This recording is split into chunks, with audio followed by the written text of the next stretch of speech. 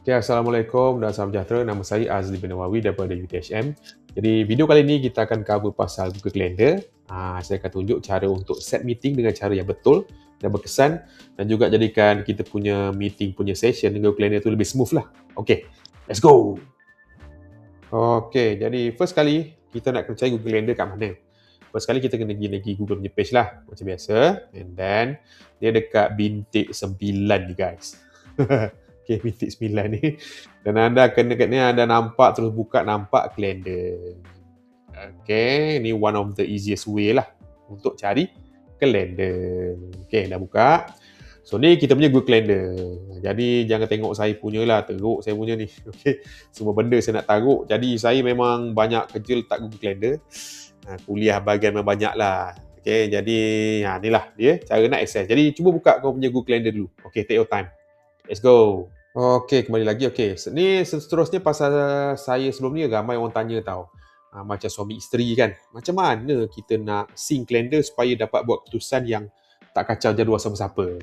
Tu banyak kali kena lah. Kadang lakinya eventnya lain, bini eventnya lain. Okay, cara dia senang guys. Okay, anda first kali anda kena pergi pada ujung ni. Anda kena pergi di ujung lah. Bahagian ujung kiri. Anda ke bawah sikit dia ada kalender. Yang ni. Ada kalender. Lepas tu tanda plus. Klik tanda plus dan anda tekan ni. Subscribe to calendar. Banyak tau ada create new calendar ni yang nak buat kalender barulah. URL. Tapi yang ni kita nak subscribe to calendar. Maksudnya kita nak subscribe pada kalender spouse kita ataupun bos kita sesiapa lah. Okay. So plus subscribe to calendar.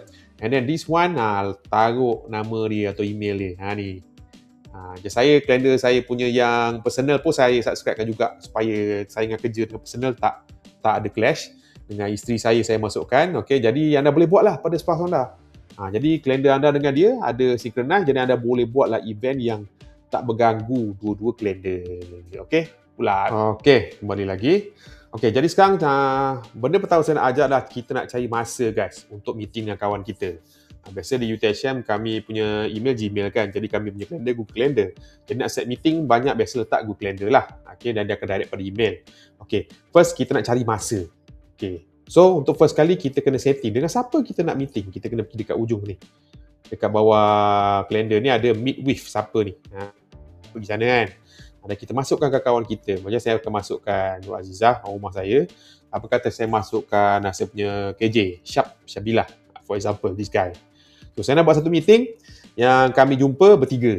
Okay, tak kisahlah online ke, face to face ke. Okay, so next dah buat, saya terus pergi kepada masuklah dekan saya sekali. Engkau berempat. Oh, ni susah ni masuk dekan. Okay, berempat. So, kita kena setting first, kita kena pergi pada create lah. Sebab kita nak create meeting kan. Ni, create meeting. So, anda tekan create. Anda pilih lah. Biasa kita event lah. Untuk meeting event. Create event dan anda tunggu. Okay. Sekarang anda nak dah setting meeting, bagi nama meeting siap-siap kat atas ni. Okey, bagi nama. So kita panggil meeting meeting MOU for example. Okey. Dan kita nak cari masa untuk 4 orang ni supaya boleh jumpa. Macam mana? Anda pergi atas ada find a time. Okey. Klik find a time dan anda tunggu. Jadi jadual semua yang terlibat dengan anda akan keluar guys. Cuma yang tak keluar jadual dekan saya. Sebab dia ada tanda close lah untuk mata. Tak nampak lah. Tak apa. Kita drop dulu dekan. Okay, sekarang kami bertiga. So kita kena tahu. Daripada sini kita dapat nampak tau. Pada hari Isnin. So pukul hari ni pukul apa? Pukul 11 hingga 2. Semua orang ada sesuatu perlu dibuat. Mana tak boleh lah. Kalau kita ke bawah tengok ada free time. Yang ni kita boleh. Ni boleh nak set meeting untuk hari ni. Kalau nak pergi hari esoknya, korang pergi dekat atas, pergi kepada tanda arrow, tekan, kita tengok ni kosong dia orang ni, habislah. Jadi kat sini dah nampak kepentingan yang anda kena selalu update Google Calendar lah supaya tahu anda punya aktiviti. Yang kat sini Dr. Azizah masalahnya kalender dia kosong. Jadi macam seolah-olah kan dia tak ada kerja tau. Bahaya guys. Okay, Dr. Syab dah ada kerja, ada kelas. Okay, saya pula ada kelas. Okay, jadi from this one, kita dapat tahulah bila kawan kita free dan bila kawan kita boleh ajak meeting. Dah buat ni, boleh double confirm dekat WhatsApp tanya balik. Okay, seterusnya kita anggaplah dah jumpa masa. Kita kata okey lah kot, kita buatlah 3 hingga 4 atau 4 hingga 5 lah bawah ni kan. Oh, ni ada free semua orang. Apa kata kita jumpa kejap 3 hingga 4, semua orang free. 3 hingga 5, semua orang free. Okey, bila ada jumpa masa, seterusnya ialah ciri-ciri untuk mudahkan kawan kita ialah kita, selain daripada kita set masa, kita boleh juga kalau ada Google Meet, kita boleh set lah Google Meet. Meeting online lah, kat sini dah boleh siap-siap setting Google Meet. Dan kalau ada yang lagi cantik, ada ruang lah. Kat mana, bangunan apa, bilik apa, location lah. Kita boleh letak, semua orang tahulah. Okey, semua orang tahu. Biasa dengan orang luar lah, dia tahu luang. Dan juga kalau kita ada sedikit penerangan, description. Okey, description masuk macam mana? Contohlah kita ambil, ni. Okey, ni apa-apalah. Type description meeting ni. Kadang kita copy pada email, sebagainya. Okey guys, description. Ni, copy pada email, okey, sebagainya. Lepas tu meeting notes bawah ni. Kalau ada lah, jarang saya jumpa tapi bolehlah masukkan meeting notes kalau ada. Okey. Dan biasa kalau kita nak bagi dokumen terdahulu ataupun apa nak refer, ada slide, kita boleh masuk kat Google Drive dan kita boleh attach kat meeting siap-siap. Okey, kita tekan sekali dan dia akan hubung ke kita punya Google Drive dan kita boleh masukkan kita punya dokumen yang berkaitan. For example lah yang ni. Contohlah saya klik dokumen yang ni kan. Ni untuk kita bincang sepanjangnya. Okey. Inilah. Ini masuk. Jadi terus tekan insert. Jadi dokumen tu dia dah attach dengan kita punya kalender lah. Oh, nampak? Nice. Okay, nice. Okay, yang ni sudah siap. Anda boleh tekan save. Yang tu. Okay. Save. Tu cara dia. Saya tekan save. Jadi bendanya, dia kata apa? Like invitation to guest. Nak hantar lah. Ni kita tak payah hantar lah. Ni dummy je. Don't send. Okay, and then create share. And then create share. Jadi, nampak tak? Bila kita tengok balik, pada hari, kita setting hari apa tadi? Kita setting apa, buka balik. Okay, ini okay. Nak tunjuk juga. Bila sini, kita boleh view tau guys. Kita punya kalender nak tengok dalam hari ke, minggu ke, bulan ke. Okay, ni. So, setting ni kita boleh pergi pada hari. Kita tengok one by one. Bukan hari ni. Ni, meeting MOU dah ada ni. Nampak? Yang ni lah, meeting MOU. Jadi, dekat kalender Dr. Azizah keluar. Nampak?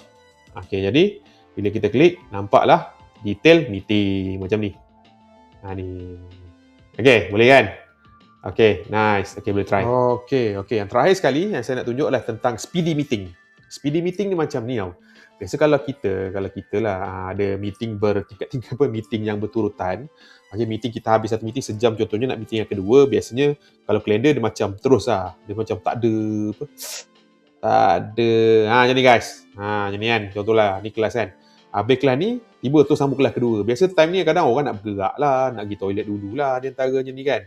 Jadi bila next punya features, dia akan letak speedy meeting. Dia akan habiskan yang awal, yang kelas pertama awal 10 minit dan dia akan bagi masa lah untuk student ataupun kawan-kawan kita bergerak ke bilik meeting ataupun bilik kelas seterusnya. Ini macam kemanusiaan sikit lah. Okay, nak setting macam mana? Simple. Anda first kena pergi atas, anda pergi dekat settings. Ini kan, anda dekat setting. Lepas tu anda klik yang setting ni. Okay. Yang tanda gear. Setting. Okay. Ni setting. Dan anda masuk, anda pergi pada event setting. Yang ni. Okay. Event settings. So, bila sampai sini, dia ada satu nama. Yang ni guys. Event meetings. Biasa kita punya kelas atau meeting biasa sejam atau 2 jam boleh setting kat sini. Dia yang ni anda kena right. Masuk speedy meeting. Dia akan habiskan. Dia kata apa? 30 minit, biasa akan habiskan 5 minit awal. Kalau lagi lama, dia akan habiskan 10 minit awal. Supaya sempatlah orang nak bergerak, jalan kaki ke tempat seterusnya. Lagi toilet ke apa kan. Okay, jadi, klik kat speedy meetings. Okay, selesai. Dan anda pergi pada kalender balik. Contoh, kita nak setting hari apa. Kata-kata, petang ni nak buat meeting lah kejap. Pukul 3 ke 4. Okay. Setting tu 3 ke 4 kan. 3 ke 4 kan. So, bila saya tekan, anda perasan tak kat sini, saya kata 3 ke 4. Tapi terus 3 hingga 3.50. Yang sini pentingnya automatik. Jadi anda tak perlu nak setting balik. So nampaklah kat situ ada 10 minit untuk kita punya kawan atau student untuk bergerak ke destinasi seterusnya. Jadi bila anda set macam biasa, dapatlah 3 hingga 3.50. Yang tu sahaja. Okay? Boleh try. Thank you.